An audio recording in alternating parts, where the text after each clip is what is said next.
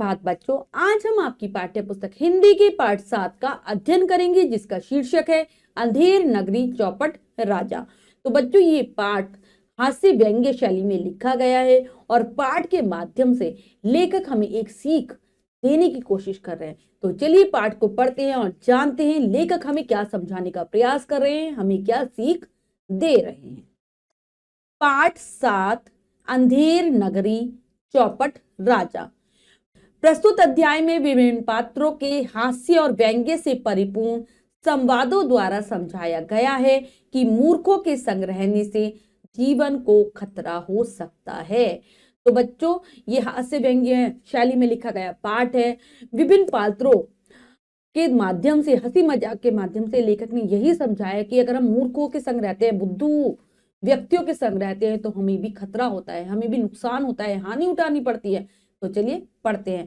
पहले पात्रों को जान लेते हैं। पात्र हैं महंत, नारायण दास, कुंजड़िन यानी कि जो सब्जी बेचने वाली होती है उसको कुंजड़िन कहते हैं, हलवाई, राजा, गोवर्धन दास, हेमू बनिया, फरियादी, मिस्त्री, चूने वाला, भिश्ती, कोतवाल, गड़रिया, कसाई और सिपाही। ये हो गए पात्र। अब पहला दृश्य है दृश्य 1। कहां का दृश्य देखते हैं। स्थान नगर से बाहर सड़क पर। तो बच्चों, ये जो पाठ है ना, नाटक के रूप में है। तो इस कहां का दृश्य है, नगर से बाहर सड़क का दृश्य है। महंत जी और 2 चेले आपस में बातें कर रहे हैं। तो महंत जी यानी कि जो साधु महाराज जी हैं वो और उनके 2 शिष्य, चेले मतलब शिष्य, आपस में वार्तालाप कर रहे हैं, बातचीत कर रहे हैं। तो महंत जी कहते हैं, नारायण दास, यह नगर तो दूर से बड़ा सुंदर दिखाई पड़ता है, देख कुछ भिक्षा मिले तो भगवान को भोग लगे। तो क्या कहते हैं साधु महाराज जी अपने एक चेले नारायण दास से कि ये जो नगर है जिसके हम बाहर खड़े हैं, बहुत सुंदर सा लग रहा है दूर से, तो चल जाकर देख, कोई कुछ भिक्षा कुछ भीख मिल जाएगी तो हम भगवान का भोग लगा पाएंगे। तो नारायण दास कहता है, गुरुजी, नगर तो सचमुच ही बहुत सुंदर है, लेकिन भिक्षा भी सुंदर मिले तो बड़ा आनंद हो। कहते कि हाँ, देखने में तो बहुत सुंदर लग रहा है नगर, लेकिन ऐसी ही हमें भिक्षा भी मिले तभी मजा आएगा।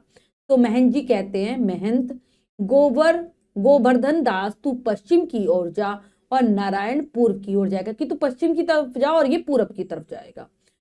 गोवर्धन दास पश्चिम की ओर चला जाता है एवं नारायण पूर्व दिशा की ओर चला जाता है। तो दोनों अलग अलग दिशाओं में चले जाते हैं। तो गोवर्धन दास जब नगर में पहुंचता है, गोवर्धन दास कुंजड़िन से, भाजी क्या भाव है। कुंजड़िन जो सब्जी बेचने वाली है उससे पूछते भाजी यानी कि सब्जी क्या भाव है। तो कुंजड़िन कहती है, बाबा जी टके सेर, यानी कि टके में टक्या, पुराने जमाने में चलने वाली एक मुद्रा थी, वो कहती है टके में सेर, सेर लगभग 1 किलो के बराबर होता है।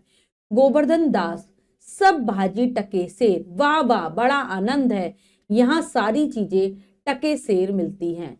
तो वो कहते हैं, वाह वाह बहुत आनंद की बात है, सारी भाजी टके सेर दे रही है तुम, यहाँ पे सारी ही चीजें टके सेर मिलती हैं। फिर हलवाई के पास जाता है और कहता है, क्यों भाई, मिठाई क्या भाव है, मिठाई किस भाव से बेच रहे हो। हलवाई क्या कहता है, हलवाई टके सेर, टके में सेर। गोवर्धन दास, वाह वाह बड़ा आनंद है, सब कुछ टके सेर। अरे बच्चे, इस नगरी का नाम क्या है। तो कहते हैं, वाह वाह यहाँ तो बड़ा मजेदारी वाली बात है, सब चीजें टके सेर के भाव से मिलती हैं, और इस नगरी का नाम क्या है, पूछता है हलवाई से। तो हलवाई बताता है, अंधेर नगरी। गोवर्धन दास, और राजा का नाम क्या, और यहाँ के राजा कौन है। तो हलवाई उन्हें बताता है, चौपट राजा। गोवर्धन दास खुश होता है बड़ा और कहते हैं, वाह वाह, अंधेर नगरी, चौपट राजा, टके सेर भाजी, टके सेर खा जाओ। कहते वाह वाह बहुत मजेदारी वाली बात है, अंधेर नगरी है इसका नाम, और यहाँ के राजा चौपट है, टके सेर के भाव से यहाँ भाजी मिलती है और टके सेर के भाव से ही खाजा यानी कि एक मिठाई का नाम होता है, मिठाई मिलती है। तो हलवाई कहता है, बाबा जी कुछ लेना हो तो ले लीजिए, कि आपको कुछ लेना है तो ले लीजिए। तो गोवर्धन दास कहता है, बच्चा भिक्षा मांगकर 7 पैसे लाया हूं, 3.5 सेर मिठाई दे दो, कि मुझे 7 पैसे मिले हैं, अब तुम मुझे 3.5 सेर मिठाई तोल दो। महंत जी और नारायण दास एक ओर से आते हैं तथा दूसरी ओर से गोवर्धन दास आता है। तो एक ओर से महंत जी और नारायण दास आ रहे होते हैं और दूसरी तरफ से गोवर्धन दास मिठाई लेकर आ रहा होता है। महंत कहते हैं, साधु महाराज जी कहते हैं, गोवर्धन दास क्या भिक्षा लाया, गठरी तो भारी मालूम पड़ती है कि क्या भीख मिली है तुम्हें, तुम्हारी जो गठरी, गठरी यानी कि जो थैला सा होता है उसको कपड़े में जब बहुत सारा सामान बांध लिया जाता है वो तो भारी लग रही है तुम्हारी गठरी। तो गोवर्धन दास कहता है गुरुजी 7 पैसे भिक्षा में मिले थे, उसी से 3.5 सेर मिठाई मोल ली है कि मैंने 3.5 सेर मिठाई खरीदी है, 7 पैसे मुझे मिले थे। तो महंत कहते हैं बच्चा नारायण ने मुझसे कहा था कि यहाँ सभी चीजें टके सेर मिलती। तो महेंद्र जी क्या कहते हैं कि नारायण दास ने भी मुझसे कहा था कि यहाँ पर हर चीज टके सेर के भाव से मिलती है। तो मैंने इसकी बात पर विश्वास नहीं किया। बच्चा यह कौन सी नगरी है और इसका राजा कौन है जहां टके सेर भाजी और टके सेर खाजा बिकता है। तो कहते हैं कि मुझे विश्वास ही नहीं हुआ कि यहाँ पर हर चीज टके सेर के भाव से मिलती है। कौन सी नगरी है, ना राजा कौन है, साधु महाराज जी पूछते कहते हैं कि जहां पर टके सेर भाजी और टके सेर खाजा बिकता है।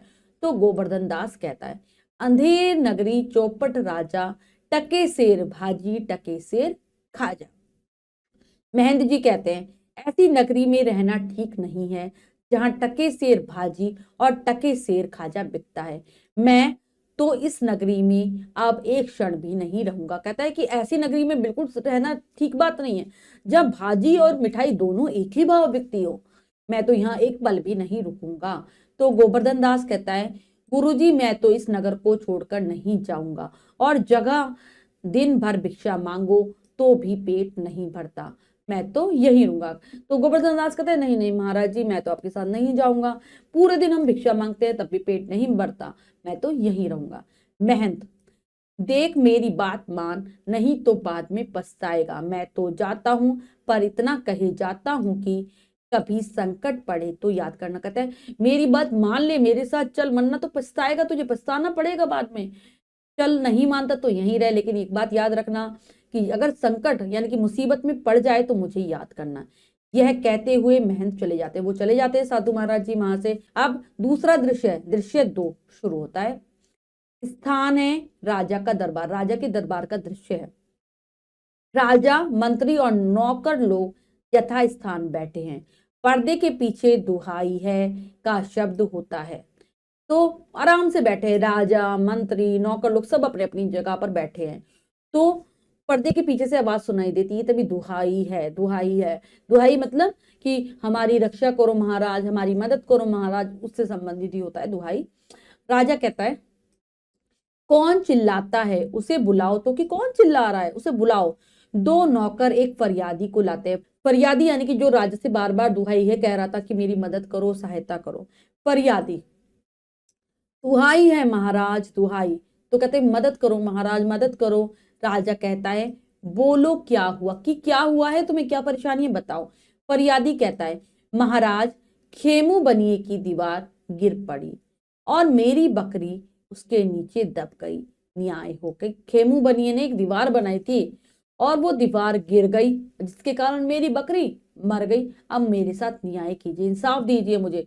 राजा कहता है खेमू बनिए को पकड़कर लाओ। तो फिर खेमू बनिए को पकड़कर लाने के लिए राजा कह देता है। नौकर यानी कि जो सिपाही होते हैं वो दौड़कर बाहर से बनिए को पकड़कर लाते हैं, बनिए को ले आते हैं पकड़कर। राजा क्या कहता है खेमू बनिए से, वो कहता है क्यों रे खेमू, इसकी बकरी क्यों दबकर मर गई, कैसे मर गई इसकी बकरी दबकर। तो खेमू कहता है, क्या कहता है खेमू, महाराज इसमें मेरा कुछ कसूर नहीं है, मिस्त्री ने ऐसी दीवार बनाई कि वह गिर पड़ी। तो कहता है इसमें मेरा कोई दोष नहीं है, मिस्त्री ने दीवार ही ऐसी बनाई थी जिसके कारण वह गिर गई। तो राजा कहता है अच्छा खेमू को छोड़ दो, मिस्त्री को पकड़ कर लाओ। वो खेमू को छोड़ देता है और मिस्त्री को लाने के लिए कहता है। फिर मिस्त्री आता है राजा के सामने। महाराज इसमें मेरा कोई कसूर नहीं है, यह तो चूने वाले का कसूर है, मेरा नहीं है दोष, इसमें चूने वाले का दोष है, वो कह देता है। अब राजा कहता है मिस्त्री को छोड़ दिया जाए और चूने वाले को पकड़कर लाया जाए, कि इसे छोड़ दो, चूने वाले को लाओ। मिस्त्री को वहां से निकाला जाता है, चूने वाले को अंदर राजा के दरबार में लाया जाता है। मिस्त्री निकाला जाता है, चूने वाले को पकड़कर लाया जाता है। राजा कहता है क्यों चूने वाले, इसकी उसकी बकरी कैसे मर गई। तो कहता है चूने वाले से पूछता है कि इसकी बकरी कैसे मर गई। तो चूने वाला कहता है, चूने वाला क्या कहता है, महाराज बिस्ती ने चूने में पानी ज्यादा डाल दिया इसी से चूना कमजोर हो गया। कि जो भिस्ती भिस्ती पहले के जमाने में आते थे बच्चों, उनके पास एक चमड़े की बड़ी सी थैली होती थी, उसके अंदर वो पानी भर कर लाते थे। तो उसने डाल दिया ज्यादा पानी, जिससे चूना कमजोर हो गया। तो राजा कहता है चूने वाले को निकाल दो और भिस्ती को पकड़ कर लाओ। भिस्ती को लाने के लिए कहता है कि चूने वाले को छोड़ दो, भिस्ती को लाओ। अब भिस्ती को पकड़कर लाया जाता है राजा के सामने। राजा कहता है भिस्ती से, क्यों रे भिस्ती, इतना पानी क्यों डाल दिया कि चूना गीला हो गया और दीवार गिर पड़ी। कहते कि तूने क्यों डाला इतना पानी, जिसके कारण ये जो चूना था वो कमजोर हो गया, ज्यादा गीला हो गया और दीवार गिर गई। तो भिस्ती कहता है, महाराज गुलाम का कोई कसूर नहीं, कसाई ने मशक इतनी बड़ी बना दी थी कि उसमें पानी ज्यादा आ गया।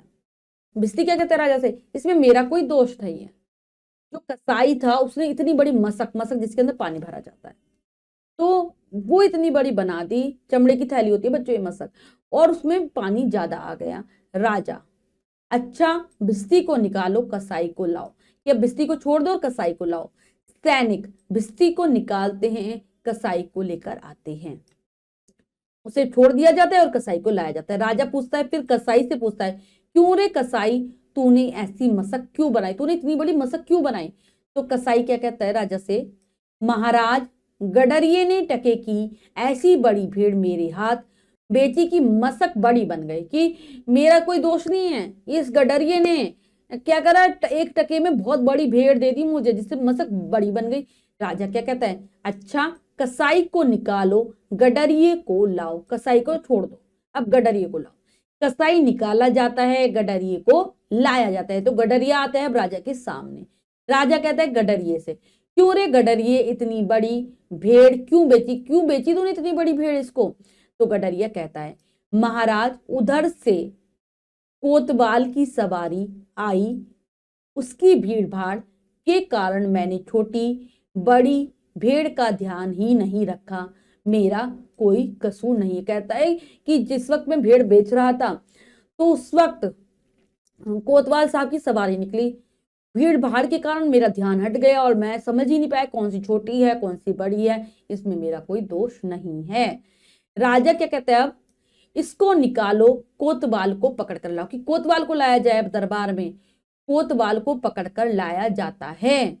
क्यों रे कोतवाल, तूने सवारी इतनी धूमधाम से क्यों निकाली कि गडरिये ने घबराकर बड़ी भेड़ बेच दी। कि तूने क्यों करी, ठीक है। कोतवाल से कहता है कि तूने क्यों निकाली इतनी बड़ी सवारी, धूमधाम से क्यों निकाली, क्योंकि ये घबरा गया और इसने बड़ी भेड़ बेच दी। कोतवाल क्या कहता है राजा से, महाराज मैंने कोई कसूर नहीं किया है। राजा, कोतवाल को ले जाओ, इसे तुरंत फांसी दे दो। तभी कोतवाल को पकड़कर ले जाते। तो कहते इस कोतवाल को तुरंत यहां से ले जाओ और इसे फांसी दे दो, क्योंकि इसकी ही गलती थी सारी।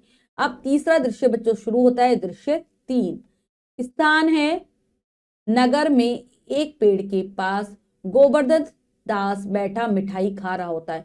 कि कहां पर, नगर में एक पेड़ लगा है, उसके पास ही बैठा हुआ गोवर्धन दास मिठाई जो उसने खरीदी थी वो खा रहा होता है। तो गोवर्धन दास, गुरुजी ने हमको नाहक ही यहाँ रहने को मना किया था। माना कि देश बहुत बुरा है, पर अपना क्या, खाते पीते मस्त पड़े हैं। कहते हैं कि पता नहीं फालतू नाहक ही फालतू में ही यहाँ गुरुजी ने हमें रहने से मना कर दिया। लेकिन चाहे देश बुरा हो, लेकिन हमें क्या करना है, हम तो आराम से खाएंगे पिएंगे और मस्ती से यहाँ पड़े रहेंगे। तभी 4 सिपाही चारों ओर से आकर उसको पकड़ लेते हैं। तभी वहां पर 4 सिपाही आते हैं राजा के और उसको पकड़ लेते हैं। सिपाही कहता है, चल रे चल, मिठाई खाकर खूब मोटा हो गया है, आज मजा मिलेगा। कि तूने इतनी मिठाई खा ली है तो खूब मोटा ताजा हो गया, आज तुझे मजा आएगा।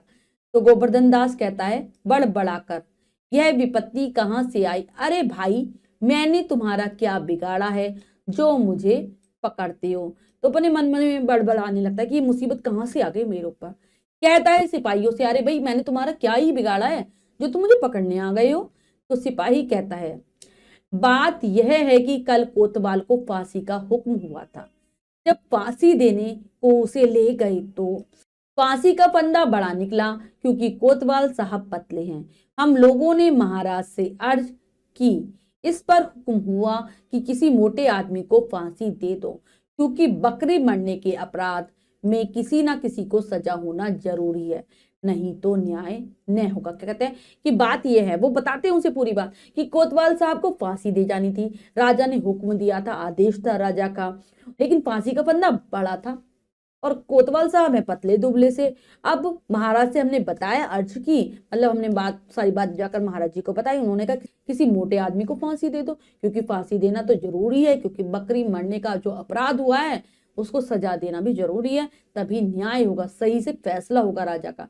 तो गोवर्धन दास कहता है, दुहाई परमेश्वर की, अरे मैं नाहक मारा जाता हूँ, अरे यहाँ बड़ा अंधेर है, गुरुजी तुम कहाँ हो, आओ मेरे प्राण बचाओ। गोवर्धन दास चिल्लाता है, सिपाही उसे पकड़कर ले जाता है। तो भगवान से कहते हैं, भगवान मदद करो, मैं फालतू में मारा जा रहा हूँ, यहाँ तो बड़ा अंधेर है, बड़ा घोटाला है, और कहाँ हो गुरुजी, मेरे प्राण बचाओ, जोर जोर से चिल्लाने लगता है। लेकिन सिपाही उसे फिर भी पकड़कर ले जाते हैं राजा के दरबार में। गोवर्धन दास, हाय बाप रे, मुझे निरपराध ही फांसी दे रहे हो, कि मैंने कोई अपराध ही नहीं किया, मेरी कोई गलती नहीं है, मुझे क्यों फांसी दे रहे हो, चिल्ला रहा होता है। तो सिपाही कहते हैं, अबे चुप रहे, राजा का हुक्म भला टाला जा सकता है, कि राजा ने जो आदेश दिया है क्या उसे हम टाल सकते हैं। तो गोवर्धन दास कहता है हाथ जोड़कर, गुरुजी दीवार के नीचे बकरी दब गई, जिसके लिए मुझे फांसी दी जा रही है, गुरुजी मुझे बचाओ। कहता है हाथ जोड़कर ध्यान करता है अपने गुरु का, कहता है कि दीवार गिरने से बकरी मर गई और उसके लिए मुझे फांसी दी जा रही है, मुझे बचाओ मुझे बचाओ। तो महंत आ जाते एकदम से, महंत कोई चिंता नहीं, भोई चढ़ाकर सिपाहियों से, सुनो मुझे अपने शिष्य को अंतिम उपदेश देने दो। वहां पर गुरुजी आ जाते हैं और कहते हैं कि तुम चिंता मत करो, और सिपाही से कहते हैं कि मुझे अपने चेले को अंतिम उपदेश देने दो। सिपाही उसे कुछ देर के लिए छोड़ देते हैं।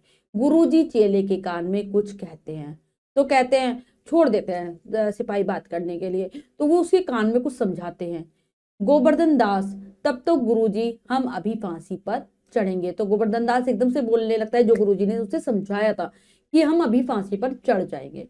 तो महंत कहते हैं, नहीं बच्चा, हम बूढ़े हो गए हैं, हमको चढ़ने दो। तो गुरुजी कहते हैं, नहीं नहीं, हम चढ़ेंगे, हम बूढ़े हो गए हैं। इस प्रकार दोनों बहस करते हैं। सिपाही लोग परस्पर चकित होते हैं। राजा, मंत्री और कोतवाल आते हैं, तो दोनों आपस में लड़ाई झगड़ा करने लगते हैं कि हम चढ़ेंगे हम चढ़ेंगे। दोनों आपस में बहस करने लगते हैं, यानी कि बातों के माध्यम से लड़ने लगते हैं। तो सारे जो सिपाही लोग हैं आपस में चकित होकर देखते हैं उन्हें, तभी राजा, मंत्री और कोतवाल वहां पर आ जाते हैं।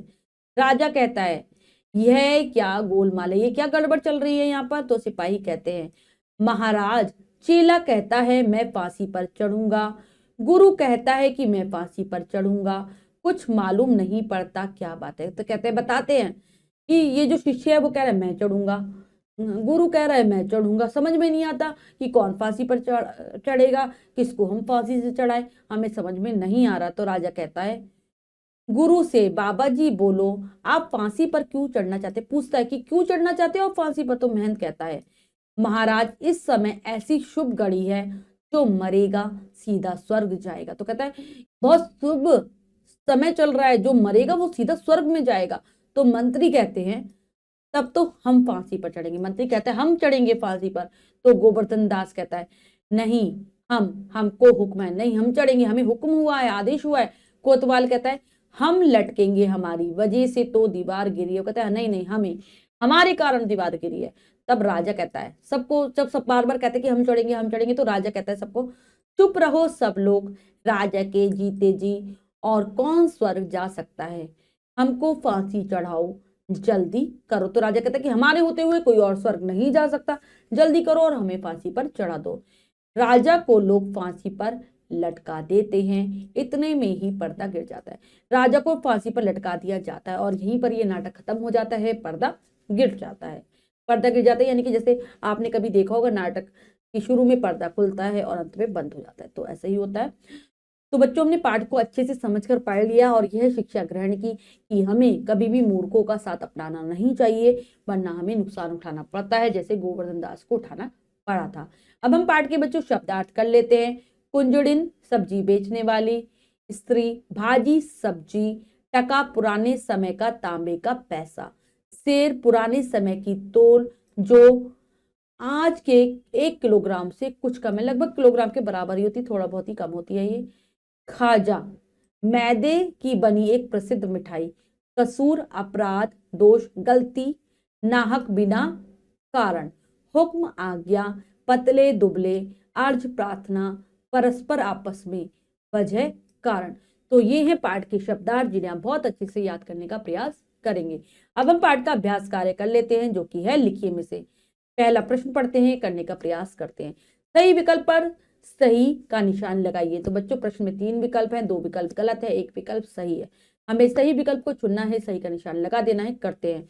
महंत को नगर कैसा लग रहा था? बड़ा सुंदर, छोटा, गरीब। तो उन्हें बहुत सुंदर लग रहा था। महंत ने पश्चिम की ओर किसे भेजा? गोवर्धन दास को, नारायण दास को, ए भी दोनों को। तो उन्होंने गोवर्धन दास को पश्चिम में भेजा था। अंधेर नगरी में सभी चीजें मिलती थी। 2 टके से टका से, 3 टके से टका से। गोवर्धन दास ने 3.5 सेर मिठाई खरीदी, 12 पैसे की, 10 पैसे की, 7 पैसे की। तो वो 7 पैसे की खरीदते हैं। गोवर्धन दास को उसकी मृत्यु के समय महंत ने उपदेश दिए, बोलकर, कान में लिखकर। तो उन्होंने कान में उपदेश दिए थे। अंत में फांसी पर चढ़ गया महंत राजा कोतवाल। तो राजा चढ़ गया फांसी पर। इसके बाद है, नीचे दिए गए शब्दों से रिक्त स्थान भरिए। तो हमें रिक्त स्थानों की पूर्ति करनी है, जो शब्द दिए गए उनके माध्यम से करते हैं। यहां पर सारी चीजें टका से मिलती हैं। नेक्स्ट है, गठरी तो भारी मालूम पड़ती है। फिर नेक्स्ट है, खेमू बनिए की दीवार गिर पड़ी और मेरी बकरी उसके नीचे दब गई। नेक्स्ट है, 2 नौकर एक फरियादी